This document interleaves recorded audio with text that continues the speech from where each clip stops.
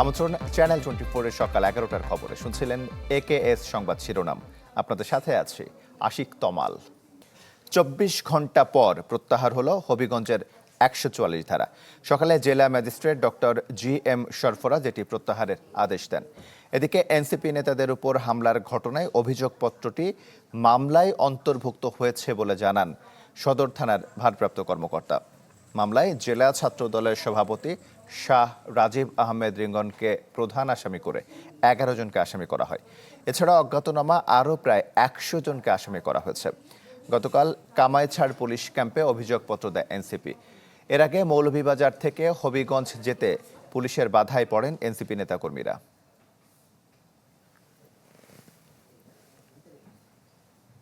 Gas সংকটে বাধাগ্রস্ত হচ্ছে বিদ্যুৎ উৎপাদন, ফলে লোডশেডিং সর্বোচ্চ বেড়ে দাঁড়িয়েছে প্রায় 1700 মেগাওয়াটে। গ্যাসের যোগান না থাকায় 47টি বিদ্যুৎ কেন্দ্রের উৎপাদন বন্ধ রয়েছে। গ্যাসের চলমান সংকট দ্রুত সমাধান না হলে লোডশেডিং আরও বাড়ার আশঙ্কা জানিয়েছেন বিশেষজ্ঞরা। তুলনামূলক কম খরচে বিদ্যুৎ উৎপাদনে ব্যবহৃত হয় প্রাকৃতিক গ্যাস, কিন্তু সরবরাহ ব্যবস্থায় বিপর্যয় নেমে আসায় গ্যাস ভিত্তিক 71টি বিদ্যুৎ কেন্দ্রের মধ্যে উৎপাদন বন্ধ হয়ে আছে 47টির। আর যে 24টি চালু আছে সেখানেও মিলছে চাহিদার মাত্র 27%। এসব কেন্দ্রে দৈনিক 12,000 মেগাওয়াট বিদ্যুৎ উৎপাদনের সক্ষমতা থাকলেও বর্তমানে মিলছে মাত্র 4,000 মেগাওয়াট, যার প্রভাবে বিভিন্ন এলাকায় তীব্র হচ্ছে লোডশেডিং। গত বছর লোডশেডিং 300 থেকে 400 মেগাওয়াট হয়েছে ঠিক একই সময়, এবং যেহেতু এক্স্যাক্টলি এই সময় গ্যাসের এই পরিমাণ এখন যে পরিমাণ সমস্যা হয়েছে এটা হয়নি, সে কারণে গ্যাস ভিত্তিক বিদ্যুৎ কেন্দ্রগুলো থেকে আমরা আউটপুট আরো বেশি পেয়েছি। কখনো কখনো 6,000 মেগাওয়াটও পেয়েছি, যেটা এখন আমরা 4,000 মেগাওয়াট বা এর কমও পাচ্ছি। কিন্তু যদি চাহিদা এই 17,000 মতো মেগাওয়াটের মতো থাকে তাহলে এটা 1,500 মেগাওয়াট থেকে 2,000 মেগাওয়াট লোডশেডিং হওয়ার যথেষ্ট সম্ভাবনা আছে। বিপর্যয় ঠেকাতে গ্যাস সংকটের কারণে বিকল্প হিসেবে তেল কয়লার মাধ্যমে বিদ্যুৎ উৎপাদনে যেতে হচ্ছে সরকারকে। এতে গুনতে হচ্ছে বাড়তি খরচ। যেহেতু কয়লার কন্ট্রিবিউশন বাড়ছে এবং কয়লার বিদ্যুতের খরচ তুলনামূলক বেশি, সে কারণে এখানে আপনার গড় উৎপাদন খরচ বাড়বে। আরেকটি জায়গা হচ্ছে যে কখনো কখনো হয়তো তেলের ব্যবহারও বাড়াতে হবে, এবং তেল তো অত্যন্ত এক্সপেন্সিভ, সেক্ষেত্রে সেটারও উৎপাদন খরচে একটা কন্ট্রিবিউশন থাকবে। জ্বালানি সংকট মোকাবেলায় নিজস্ব গ্যাস উৎপাদন বাড়ানোর উপর জোর দেন বিশেষজ্ঞরা। এলএনজি আমাদের জন্য নির্ভরযোগ্য জ্বালানি নয়।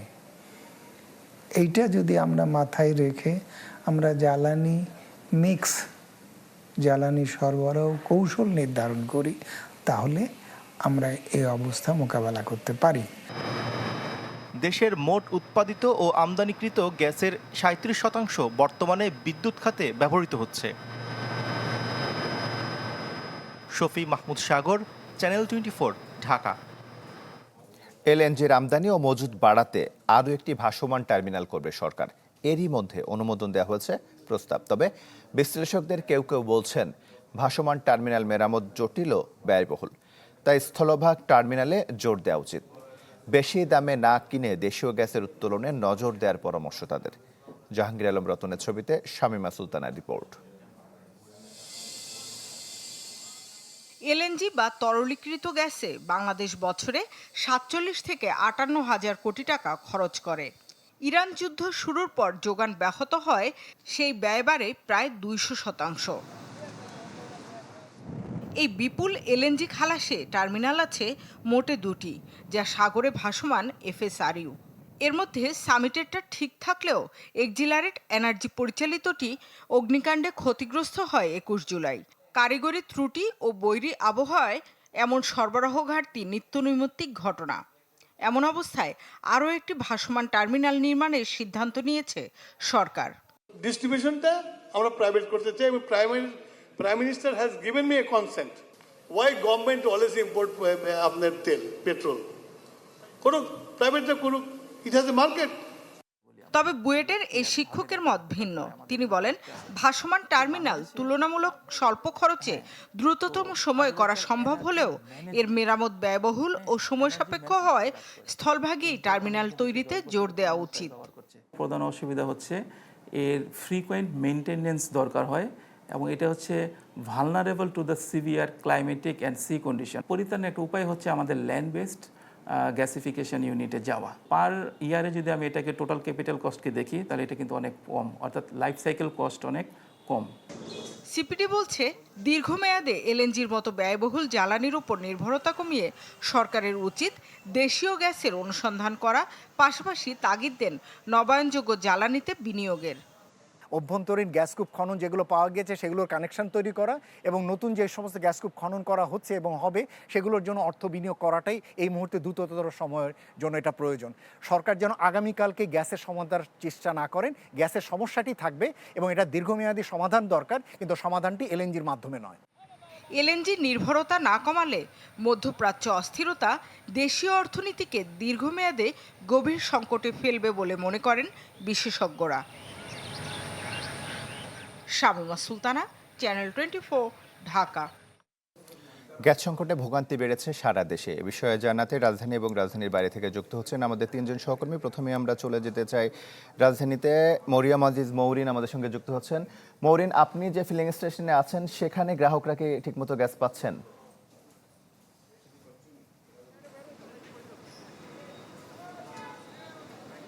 তমাল, আমরা সকাল 8টা থেকেই আসলে বিভিন্ন গ্যাস স্টেশন, ফিলিং স্টেশন ঘুরে দেখেছি এবং গত সংবাদেও জানাচ্ছিলাম তেজগাঁ একটি ফিলিং স্টেশন থেকে। এখন আমরা রয়েছি মহাখালীতে। মহাখালীতে যেই দেখতে পাচ্ছেন আমার দুই পাশেই আসলে সিএনজির সারি, গাড়ির সারি। সেই জায়গা থেকে আসলে সিএনজি চালকের সাথে আমার কিছুক্ষণ আগে কথা হচ্ছিল। সেই জায়গা থেকে তারা বলছিলেন যে 60 থেকে সর্বোচ্চ 100 টাকার গ্যাস পাচ্ছেন, কেউ কেউ 70 টাকা 80 টাকার গ্যাস নিয়ে যাচ্ছেন 3-4 ঘন্টা লাইনে দাঁড়িয়ে থাকার পর। এবং এই ভোগান্তি তাদের আসলে সংসার চালাতে হিমশিম খাচ্ছেন সেই জায়গা থেকেও তারা আসলে বলছেন। এবং আমরা যে গাড়ি চালকদের সাথে কথা বলছিলাম তারা বলছিলেন যে আসলে এই যারা ভাড়ায় চালায় আসলে গাড়ি, তারা অনেকটাই ভোগান্তিতে রয়েছেন এবং যারা যতটুকু পর্যাপ্ত গ্যাস প্রয়োজন তারা আসলে ওই গ্যাসটুকু আসলে পাচ্ছেন না। এবং তারা বলছিলেন যে আসলে এমনভাবে চলতে থাকলে তাদের আসলে বিকল্প পেশা বেছে নিতে হবে। এবং সিএনজি চালকরা আসলে অতিরিক্তই ভোগান্তিতে রয়েছেন, কারণ তারা 2-3টা ট্রিপ আসলে দেওয়ার পরেই আসলে গ্যাস শেষ হয়ে যাচ্ছে এবং তার পরবর্তীতে আবার এসে 3-4 ঘন্টা লাইনে দাঁড়িয়ে থেকে 60-70 টাকার গ্যাস নিতে হচ্ছে। এবং তার পাশাপাশি ভোগান্তি বাড়ছে যাত্রীদেরও, কারণ সিএনজির গ্যাস না থাকার কারণে বা এতক্ষণ আসলে লাইনে দাঁড়িয়ে গ্যাস নেওয়ার পর তারা ভাড়া বাড়িয়েছেন। যেখানে 200 টাকায় আসলে এক জায়গা থেকে আরেক জায়গায় যাওয়া যেত সেখানে 300-350 টাকা তারা ভাড়া নিচ্ছেন। এবং সকাল থেকেই যেহেতু বৃষ্টি পড়ছে সেই জায়গা থেকে ভাড়া আরও বেড়েছে। এবং আমরা যাত্রীদের সাথেও কথা বলেছি, তারাও বলছিলেন যে আসলে এই সংকট না কাটলে যেহেতু সপ্তাহের শেষ কর্মদিবস আজ এবং মাসেরও শেষ দিকে, সেই জায়গাটায় অনেকটাই ভোগান্তি সাধারণ মানুষের এবং অনেকটাই নাকাল অবস্থা। এবং শুধু যে ফিলিং স্টেশনগুলোতে গ্যাসের সংকট বিষয়টা সেরকম নয়। মৌরিন, আপনাকে ধন্যবাদ। আমরা মহাখালী থেকে চলে যেতে চাই টাঙ্গাইলে মাসুদ রানার কাছে। মাসুদ,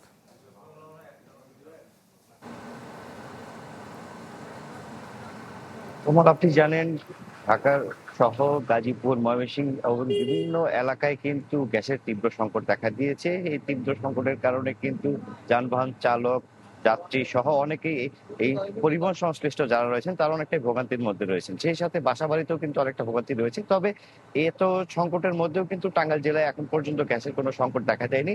আমি এই মুহূর্তে রয়েছি ঢাকা টাঙ্গাইল মহাসড়কের এই ইউনিকম একটি ফিলিং স্টেশনে। এই সিএনজি স্টেশনে দেখতে পাচ্ছেন যে গ্যাসের স্বাভাবিক পরিস্থিতি রয়েছে। এই টাঙ্গাইলে এখন পর্যন্ত তেমন কোনো সমস্যা হয়নি। তবে গত মঙ্গলবার বিকেলে এই ঢাকা টাঙ্গাইল মহাসড়কে এলেঙ্গাতে একটি আন্ডারপাসের কাজ করার সময় একটি যে টাঙ্গাইলের তিতাস গ্যাসের যে একটি লাইন রয়েছে সেই লাইনে ফাটল দেখা দেয়। পরবর্তী সময়ে এই 9 ঘন্টা পর কিন্তু সেই লাইন ঠিক করা হয় এবং পরবর্তীতে এই লাইন ঠিক করার মধ্য দিয়ে যে সাময়িকভাবে 6টি বন্ধ সিএনজি স্টেশন ছিল সেই সিএনজি স্টেশনগুলো কিন্তু পরে রাত্রি 1টার পর থেকে চালু হয়। এছাড়া কিন্তু টাঙ্গাইলের যে আবাসিক গ্রাহক রয়েছে, বিশেষ করে এই টাঙ্গাইল জেলায় 17,426 জন কিন্তু সাধারণ গ্রাহক রয়েছেন। এই সাধারণ গ্রাহক কিন্তু এখন পর্যন্ত তারা শান্তিপূর্ণ যে স্বাভাবিকভাবে কিন্তু তারা এই গ্যাস পাচ্ছেন, গ্রাহকদের কোনো অভিযোগ বা কোনো ধরনের সমস্যা হচ্ছে না। এছাড়াও যে সিএনজি স্টেশনগুলো রয়েছে, যে সিএনজি স্টেশনগুলোতেও কিন্তু স্বাভাবিকভাবে গ্যাস দেওয়া হচ্ছে এবং ইন্ডাস্ট্রি এরিয়া রয়েছে টাঙ্গাইলে, সেই ইন্ডাস্ট্রি এরিয়া সহ যেমন নিজস্ব বিদ্যুৎ কেন্দ্রেও কিন্তু এই স্বাভাবিকভাবেই এই গ্যাস দেওয়া হচ্ছে বলে জানিয়েছেন তিতাস গ্যাস কর্মকর্তা। এবং টাঙ্গাইলের বাইরেও বিশেষ করে উত্তরবঙ্গ এবং জামালপুরের এলাকায়ও কিন্তু গ্যাস যে সরবরাহটি রয়েছে তিতাস গ্যাসের, সেই গ্যাস সরবরাহটিও এখন পর্যন্ত স্বাভাবিক রয়েছে বলে জানিয়েছেন টাঙ্গাইলে যে তিতাস গ্যাসের ব্যবস্থাপক রয়েছেন।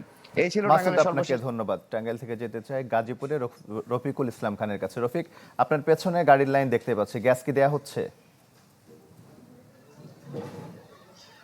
গ্যাস দেওয়া হচ্ছে রাজধানী ঢাকার চেয়ে কিছুটা উল্টো চিত্র।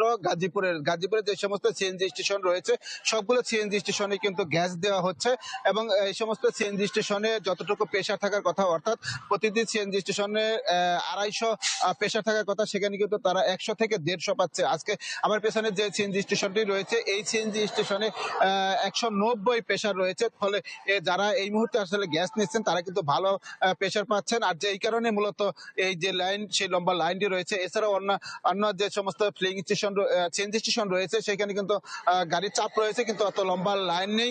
তো তিতাস কর্তৃপক্ষ বলছেন তাদের যে সিস্টেম লস ছিল সেই সিস্টেম লসটা অনেকাংশে তারা কমিয়ে এনেছে। ফলে গত সপ্তাহে যেরকম আসলে গ্যাসের চাপ ছিল তার চেয়ে কিছুটা বেড়েছে। তো এবং শিল্প কারখানায় কিছুটা সংকট রয়েছে।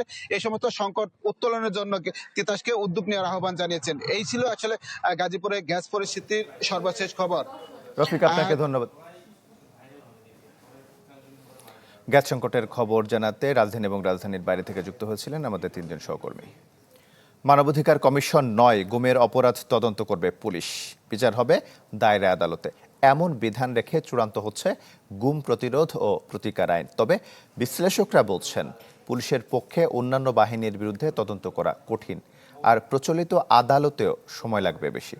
বিচার নিশ্চিতে স্বাধীন ব্যবস্থার দাবি তাদের। আশিকিন প্রিন্সের রিপোর্ট।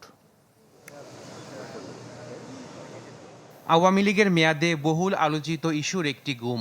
অভিযোগ ছিল বিরোধী মতের ব্যক্তিদের বছরের পর বছর গোপন স্থানে আটক রাখার, যা পরিচিতি পায় আয়নাঘর নামে। শেখ হাসিনা সরকারের পতনের পর সন্ধান মেলে গোপন কিছু বন্দিশালার, যা দেখে আটকে ওঠেন অনেকেই। গুম প্রতিরোধে গেল বছরের ডিসেম্বরে অধ্যাদেশ জারি করে অন্তর্বর্তী সরকার। তবে ক্ষমতা এসে অধ্যাদেশটি আইনে পরিণত করেনি বিএনপি। বিপরীতে নতুন আইনের ঘোষণা দেয়া হয়। এর খসড়া নিয়ে মতামতের জন্য সময় দেয়া হয় 1 দিন। খসড়ায় গুমকে স্বতন্ত্র ফৌজদারি অপরাধ হিসেবে ধরা হয়েছে। তবে ব্যাপক বা পরিকল্পিত গুম হলে সেটি হবে আন্তর্জাতিক অপরাধ ট্রাইব্যুনালের আইনের অধীনে মানবতা বিরোধী অপরাধ। বলা হয়েছে গুমের অভিযোগ তদন্ত করবে পুলিশ। অধ্যাদেশে জাতীয় মানবাধিকার কমিশনকে এই ক্ষমতা দেয়া হয়েছিল। নতুন আইনের খসড়া অনুযায়ী গুমের অপরাধের বিচার করবে দায়রা জজ আদালত। আর অধ্যাদেশে বলা হয়েছিল বিচার হবে গুম প্রতিরোধ ও প্রতিকার ট্রাইব্যুনালে। সাম্প্রতিক একটি ঘটনার উদাহরণ টেনে মানবাধিকার কর্মী নূর খান বলেন, পুলিশের পক্ষে গুমের মতো অপরাধের তদন্ত করা কঠিন, আর প্রচলিত আদালতের বিচারেও সময় লাগবে বেশি। পুলিশের পক্ষে বিভিন্ন বাহিনী এই ধরনের অপরাধ যখন সংগঠিত করে, সেটা স্বচ্ছতার সাথে, জবাবদিহিতার সাথে তদন্ত করা তাদের পক্ষে সম্ভব না। যত সময় ক্ষেপণ হবে তত মামলাটা দুর্বল হয়ে যাবে, সাক্ষী সাবত দুর্বল হয়ে যাবে। একটি স্বাধীন তদন্ত ব্যবস্থা থাকলে আইন শৃঙ্খলা রক্ষাকারী বাহিনী অন্ততপক্ষে একটু তটস্থ থাকবে না এই ধরনের অপরাধ করার ক্ষেত্রে। গুমের সাক্ষ্য প্রমাণ নষ্ট এবং গোপন আটক কেন্দ্র করায় সাজার মেয়াদও কমানো হয়েছে নতুন আইনের খসড়ায়। Ashikin Prince, channel 24, Dhaka. বাগেরহাটে কোস্টগার্ড কর্তৃক গুমের অভিযোগের বিষয়ে স্বাধীন তদন্ত কমিটি গঠন করা হবে বলে জানিয়েছেন আইনমন্ত্রী মোহাম্মদ আসাদুজ্জামান। সচিবালয়ে তিনি জানান, কোনো মানুষই আইনি সহায়তার বাইরে থাকবে না। যাদের সামর্থ্য নেই তাদের পাশে থাকবে আইন মন্ত্রণালয়। বলেন, আন্তর্জাতিক অপরাধ ট্রাইব্যুনালের বিচার প্রক্রিয়া নিয়ে হিউম্যান রাইটস ওয়াচের পর্যবেক্ষণ আমলে নিয়ে খতিয়ে দেখবে সরকার। শেখ হাসিনা দেশে ফিরলে আত্মসমর্পণের আগেই তাকে গ্রেপ্তার করা হবে বলেও জানান আইনমন্ত্রী। বলেন, তার বিষয়ে ব্যবস্থা নেওয়া হবে প্রচলিত আইনের ধারা অনুযায়ী। বাগেরহাটে মনে হয় একটা কোস্ট গার্ডের বিরুদ্ধে এনফোর্স ডিসঅ্যাপিয়ারেন্সের একটা এলিগেশন এসেছিল, এটা আমাদের নোটিশে এসছে, সেটার ইন্ডিপেন্ডেন্ট তদন্ত হবে। ওই ফ্যামিলির সদস্যরা রিয়াকশন দেখাতে যে থানা বা অফিস ভাঙচুর করেছেন তার জন্য মামলা হয়েছিল, তারা কাস্টডিতে গেছে। আমাদের কাছে নোটিশ এসেছিল যে তাদের লয়ার দেওয়ার ক্ষমতা নাই। আমরা বিষয়টাকে টেক আপ করে ওই ফ্যামিলিকে লিগ্যাল এইড দিয়েছি। দুপুরে ঢাকা আসছেন যুক্তরাষ্ট্রের দক্ষিণ ও মধ্য এশিয়া বিষয়ক বিশেষ দূত সার্জিও গোর। 3 দিনের সফরের প্রথম দিন পররাষ্ট্রমন্ত্রী ডক্টর খলিলুর রহমানের সঙ্গে বৈঠক করবেন তিনি। রাষ্ট্রীয় অতিথি ভবন পদ্মায় এই বৈঠক অনুষ্ঠিত হবে। রাতে দেখা করার কথা আছে অর্থমন্ত্রী আমির খসরু মাহমুদ চৌধুরীর সাথে। কাল কক্সবাজারে রোহিঙ্গা ক্যাম্প পরিদর্শনে যাবেন সার্জিও গোর। ফেব্রুয়ারিতে বিএনপি সরকার দায়িত্ব নেয়ার পর ঢাকা সফরকারী তৃতীয় জ্যেষ্ঠ মার্কিন কর্মকর্তা তিনি। তার সফরে বাংলাদেশের পররাষ্ট্রনীতির বর্তমান অগ্রাধিকার, আঞ্চলিক কৌশলগত অবস্থান এবং ঢাকা ওয়াশিংটন সম্পর্কের ভবিষ্যৎ নিয়ে আলোচনা গুরুত্ব পাবে। কক্সবাজারের রুখিয়ায় রোহিঙ্গা ক্যাম্পে প্রতিপক্ষের গুলিতে একজন নিহত হয়েছেন। 8 নম্বর পশ্চিম ক্যাম্পের 29 নম্বর ব্লক থেকে মোহাম্মদ জুবায়ের নামে ওই রোহিঙ্গার মরদেহ উদ্ধার করা হয়। পুলিশ জানান, ভোরে ঘর থেকে বের হয়ে মসজিদের উদ্দেশ্যে যাওয়ার পথে তাকে 5 রাউন্ড গুলি করে প্রতিপক্ষরা। নিহত জুবায়ের সন্ত্রাসী গোষ্ঠী আরাকান সালভেশন আর্মির সদস্য। ধারণা করা হচ্ছে আধিপত্য বিস্তারের জেরে আরেক সন্ত্রাসী গোষ্ঠীর হামলায় এই হত্যাকাণ্ড হয়েছে। টানা বৃষ্টি ও পাহাড়ি ঢলে বন্যায় বিপর্যস্ত ভারত ও পাকিস্তান। 200 ছাড়িয়েছে প্রাণহানি। পাকিস্তানে 26 জুনের পর থেকে এখন পর্যন্ত 113 জনের মৃত্যু হয়েছে। এর মধ্যে 50 শিশু এবং 23 জন নারী। সবচেয়ে বেশি ক্ষয়ক্ষতি হয়েছে খাইবার পাখতুনখাওয়া প্রদেশে। অন্যদিকে ভারতের আসাম রাজ্যে বন্যায় এখন পর্যন্ত 78 জন মারা গেছেন। রাজ্যের 7টি জেলার 551টি গ্রামের 3 লাখের বেশি মানুষ পানিবন্দী।